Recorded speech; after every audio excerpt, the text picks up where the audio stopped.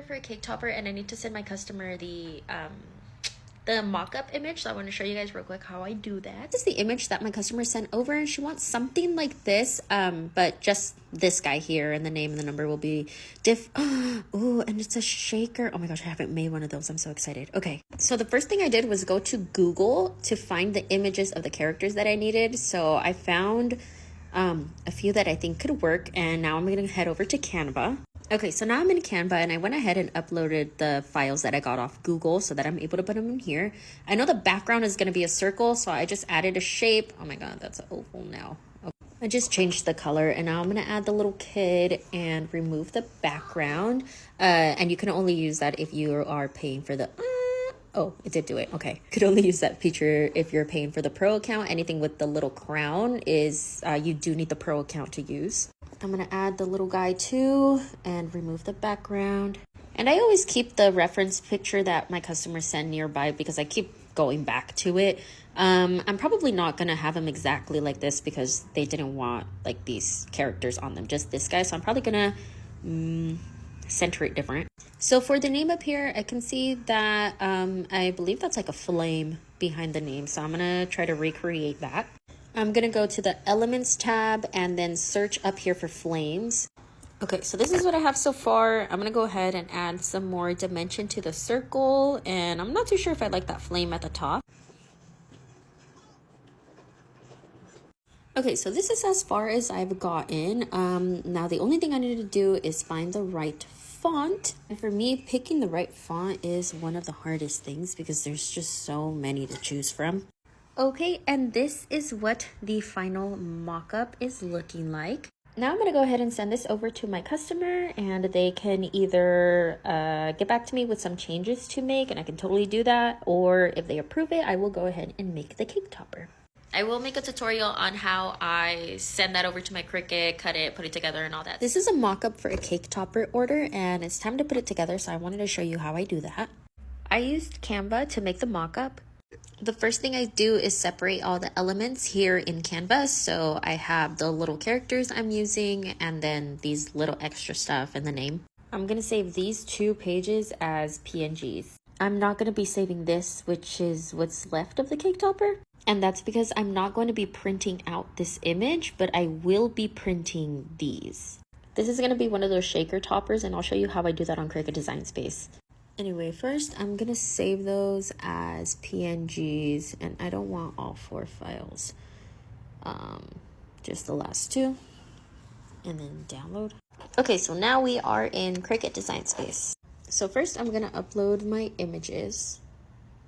I'm gonna remove the background, and then I'm gonna save it as a flat graphic because we're gonna be doing a print then cut with these images. Okay, so I have them uploaded now. Now I just need to separate each little element. So I'm grabbing a shape that's big enough to cover it and selecting the shape and the pictures and then clicking slice. And that's just gonna that's going to slice it. And now I'm able to move just the name, and I'm gonna do that to each of these.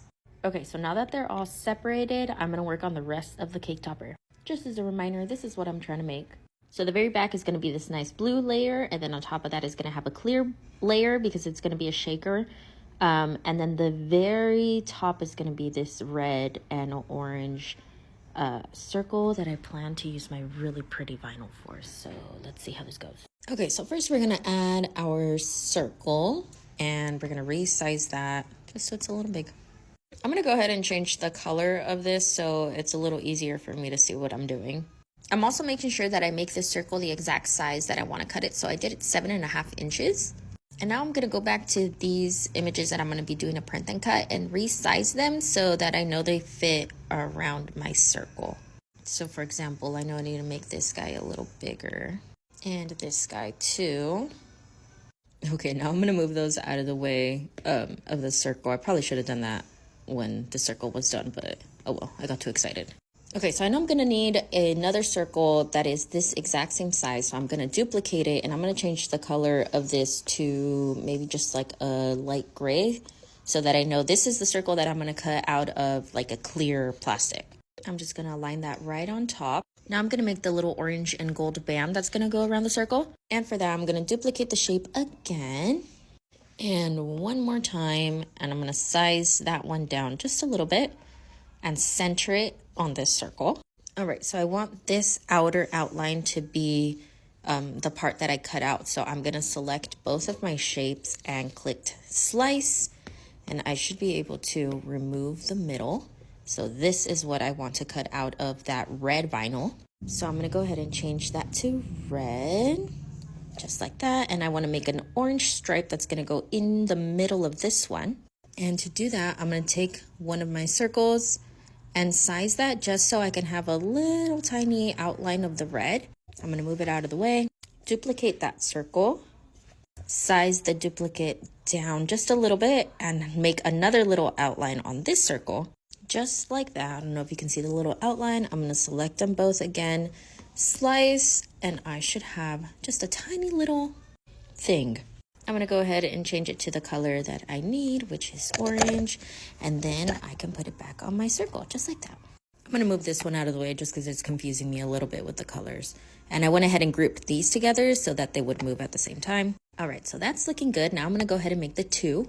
All right, so I have my number and all the little images that I plan to use. And now the only thing that's left to do is to add offsets to everything to make everything pop and give it that 3D effect. I'm going to start with the 2. You're going to select it and go down here to edit. It's going to bring up the, where is it?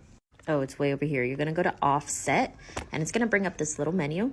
So as you can see, that adds a little outline to your 2, and you can use this over here to toggle it up or down. I'm going to make it a little smaller because that's not as thick as I want it. Even smaller than that because I'm going to do multiple layers. All right, so this is as big as I made the outline. And to set it, I'm just going to go over here and push done. Let me change the color because you can't really see it. Oh, just kidding. You could see it. It's just behind everything else. So this is the first layer, or first offset that I did. And now I'm going to add another one. These are actually going to be in 2 separate layers. So I'm going to take off that top layer and do an offset on this one. I'm going to select it, go to edit, offset, and this time I'm not going to toggle anything up and down because it's going to remember the last size that you just did it. Mine was set at 0.089. So now I'm going to go ahead and save this offset and change the color just so it's easier for me to see. So now, as you can see, I put my original 2 on here, and now there's different layers.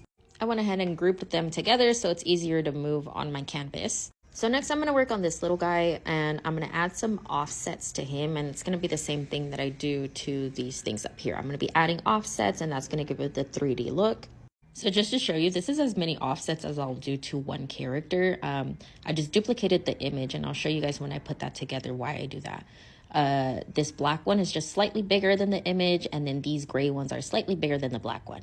And as you can see, it doesn't look too crazy when it's stacked up on top of each other, but it is going to give it that 3D effect. Now I'm going to do that same thing to these things up here. Some will have more layers and some will have less layers, just depending on where they're at on the cake topper.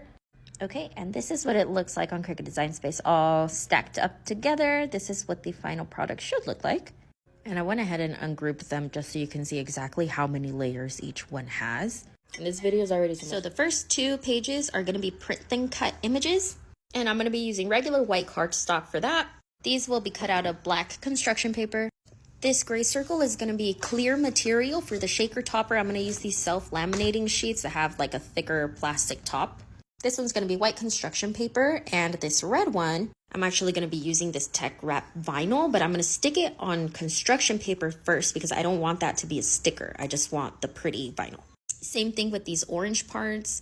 I'm going to be using this really pretty holographic vinyl, again from tech wrap, on top of construction paper. The blue for the background of the shaker is going to be this blue here. It's construction paper only. And then this last page that has a bunch of offsets, I'm going to use this really pretty holographic one, again from tech wrap, and again on construction paper. I don't want these to be stickers. They need to be pieces I can put together. I'm going to put together all my sheets just so everything is ready to go to load up on my mats. All right, so just to review, my print then cut on regular paper, another one on regular paper, this one out of black construction paper, the clear one for that circle. For this too, I decided to put on a star overlay. You can kind of see how it moves. It looks so super cool. This is the red vinyl on construction paper for this one. This holographic orange vinyl on construction paper for this. Regular blue for that one. This super cool holographic one for these. And I'm going to use this glitter one for this blue part. All right, so with my first page, I'm going to go to next. Connect my machine. I'm going to go ahead and print the first ones. Okay, so I have my printed images, and now I'm going to go ahead and cut the rest of the pieces. And I'm actually going to throw them in this little case thing that I have because I'm messy and I don't want to ruin these. All right, so now it's time to put it all together. Here are all my pieces cut out. I'm going to be sticking it all together using this foam tape, and that's what's going to give it the dimension that we need. So the first thing I'm going to do is layer it all how it's supposed to go, just so I can make sure I have all the pieces, I'm not missing anything and all that good stuff. All right, so that looks pretty good. Now I'm going to go ahead and put all this together. Okay, so to stack them up, I'm going to use a few pieces of foam tape. For this little one, I used 3. And I stick it down in parts to make sure my pieces align correctly. For example, on this one, I took off the backing of the foam tape on the left side of the cutout and aligned the right side of the cutout. And once that was aligned, I stuck down the left side. I really hope that made sense. Okay, so that's perfectly aligned. Now I'm going to go ahead and repeat that for the rest of the cutouts that I made. Okay, so I have all my pieces put together. Now I need to do the back of it. This is supposed to be a shaker, and I don't really know what I'm doing, so I'm going to figure out as I go. I know I'm going to be using some of this foam tape all the way around my circle to make like a thick enough space between that, and then this is going to go on top because then oh, I just realized that I don't really have any confetti doodads to put in there, but I'm just going to cut some with my Cricut. Anyway, okay, so this is what the blue base is looking like. As you can see, I have a little border of that foam tape all the way around. And I went ahead and cut a bunch of colored little circles, and I'm just gonna plop them in there. Now I'm gonna center the, oh, it's all sticking to it. I'm gonna try to center this as close as I can to the little circle. Oh my god. Okay. Whoa. Hold on. Oh no, what's going on? Oh, no, that's good. Yay. Oh, it's a shaker. Now I'm going to go ahead and use some glue to stick this on just like this, and then it's going to cover the white tape all around. Yay, that looks really good. Okay, now put the rest of it together. This is what my base piece looks like, and as you can see, I have the outlines of the other things that were like sticking out of the circle welded onto this circle, and that's just to like give me a guide of like where I'm supposed to put the rest of the characters, if that makes any sense. And then also on the back, it's to hide the sticks that are gonna go in here, and so it gives it like a much cleaner look. And I just want to show what the back of this looks like. It's all ugly, obviously, so then that's why we put this little thingy to cover all that. This is what the finished cake topper looks like. How cute, I love it. And this is what the back looks like. I actually ended up cutting out another one so I can layer it and it could just be a little bit more thick. But overall, I love how it came out. It's a little shaker, and I cannot wait for my customer to see this.